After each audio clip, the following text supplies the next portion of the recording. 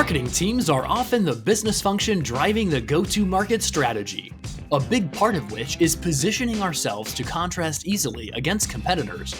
But with technology, processes, terms, and yes, even people so commoditized, how do we separate between really setting ourselves apart and simply catching up to the status quo? Marketing and sales are full of myths, misconceptions, and sometimes even flat-out lies. So join us as we get out of the echo chamber and try to solve one of today's biggest business challenges. Hello and welcome to the Rethink Marketing Podcast, where we strive to shine a helpful light on today's marketing topics. I'm Paul Frodge, joined by Mr. Marketing, and for today's conversation, the proud prodigy of pushing poker players to progress, Colin Jeffries. Colin, how you doing today? I'm doing well, Paul, but don't challenge me to Texas Hold'em because I've never really been that good at poker, truth be told. I didn't know if you like to gamble or not, so I put that alliteration together in hopes that we could talk a little bit about poker, but more importantly, the subject of marketing.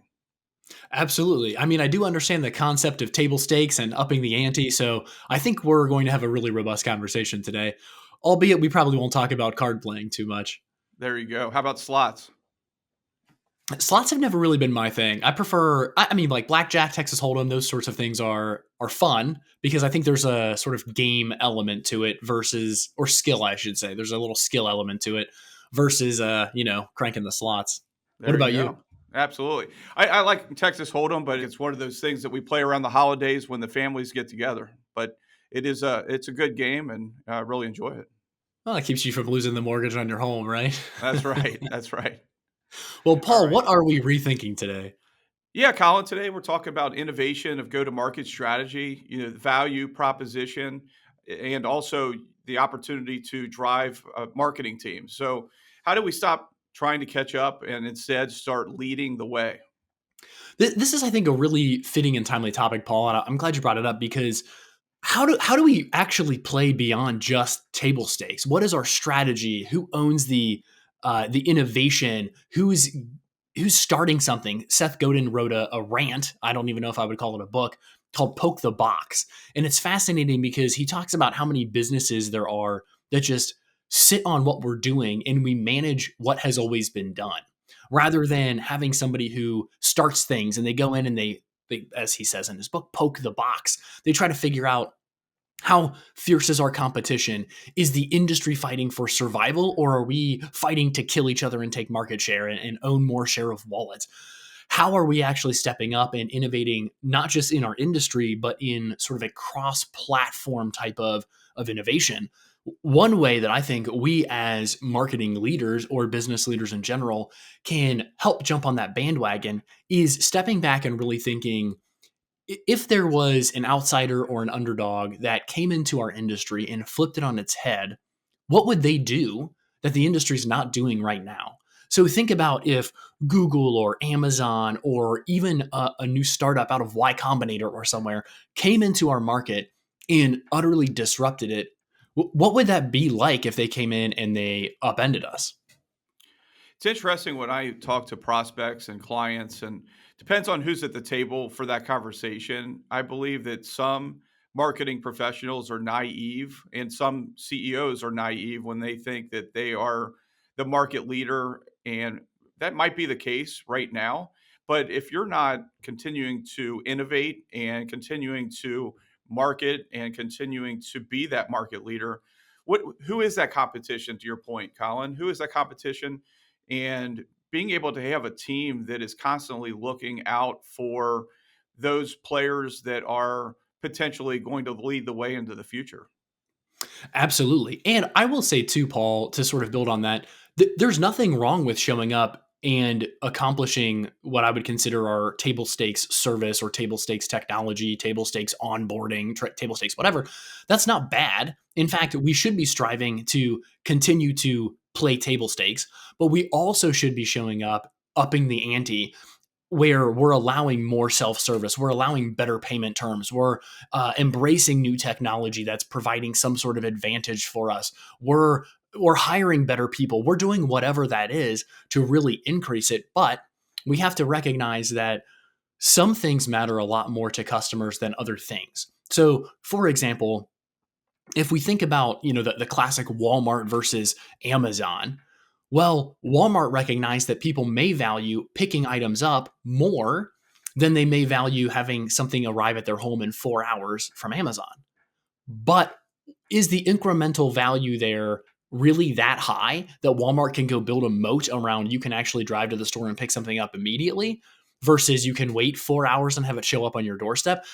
Is that something that customers actually value? Versus when you think about initially when Amazon was coming out with 2-day shipping versus waiting a week to get your item, that was a huge differentiator. And that's something that customers really did care about. So I think sometimes we as marketing and business leaders, we put a lot of eggs in a basket of some offering that customers really don't care about that's not a differentiator. And we really swing and miss on the things where customers think that it is a big differentiator. So that depends a lot on the competitor set, the industry, technological adoption, obviously who your customers are and how they buy. I'm throwing that out there more so as brain stimulation for us to think about what really matters to customers, and are we upping the ante there, or are we over here playing table stakes and trying to up the ante on something instead that actually doesn't matter that much? It's interesting when you talk about that because it's going to be different for every customer and what they value. You talk about the 2-day shipping from a week. For me, I think that we've gotten so spoiled that, for instance, over the weekend, I needed something before Sunday. And Saturday night, I was searching by relevance within Amazon Prime on how can I get that between 7 p.m. and 11 a.m.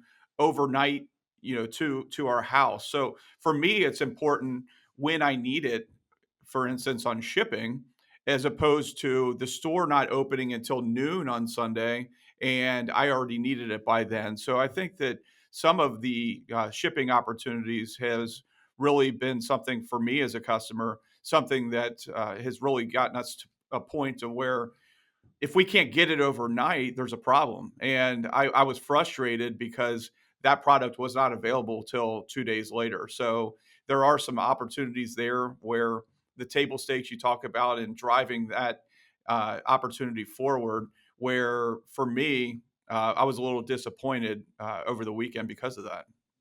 Well, Paul, I appreciate you sharing that story. And I think we'll take that a step further because Target's done a pretty good job, I think, of painting itself as we have higher quality items. They might be a little bit more expensive. They might take a little bit longer to arrive, but they're higher quality than Amazon.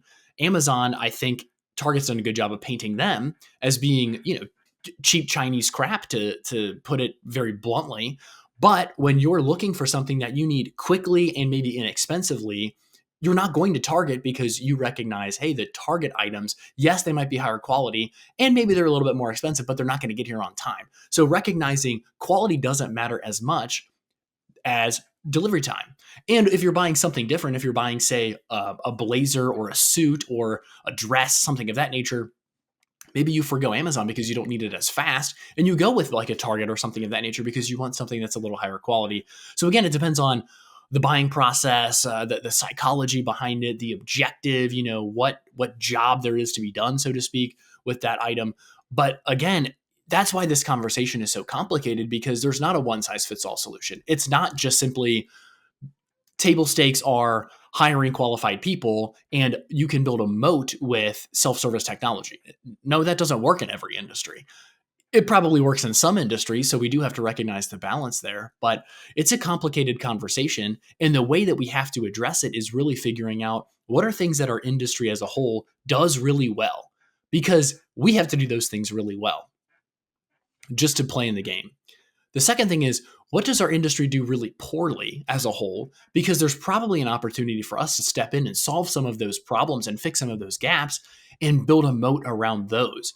If uptime is a problem, if time on site is a problem, if delivery window is a problem, if whatever across our industry, and we can step in and we can fix that and make the customer experience better, we can start to build a moat there. I like this conversation. Let's go a step further. I like the analogy of the mode and table stakes for our audience. Let's talk a little bit more about what you're getting at when it comes to that moat. Is it surrounding the castle, the moat around blocking out competition, the moat being an opportunity to get better? Talk about that a little bit more.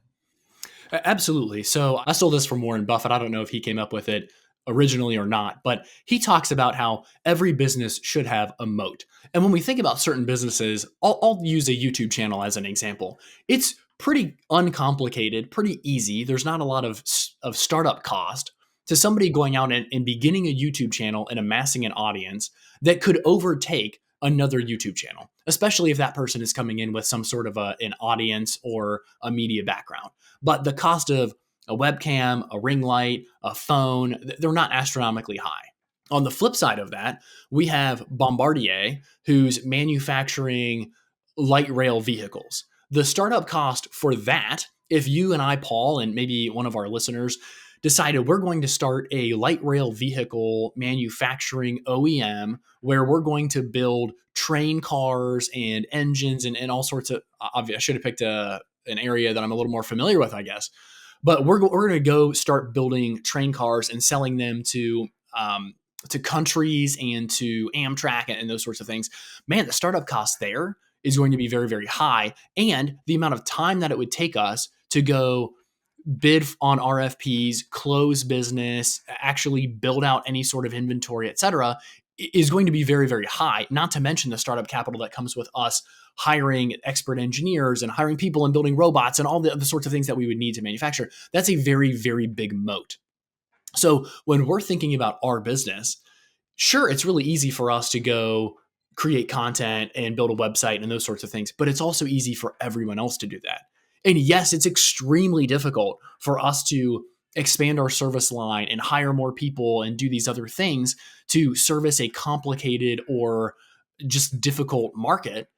But it's also very challenging for other people to do that as well. So when we're thinking about our moat, what are items that we can actually check off and do that are going to be really complicated? There's going to be heavy startup costs. There's going to be a lot of R&D. There's going to be fill in the blank that somebody else actually can't step in and do with a short period of time or a very low budget. So those are the things when we're talking about moat that can really make a big difference. If we're just out there doing what everyone else is doing where there's no startup cost and we're just trying it to see if it works, well, then they can step in and try it and see if it works as well.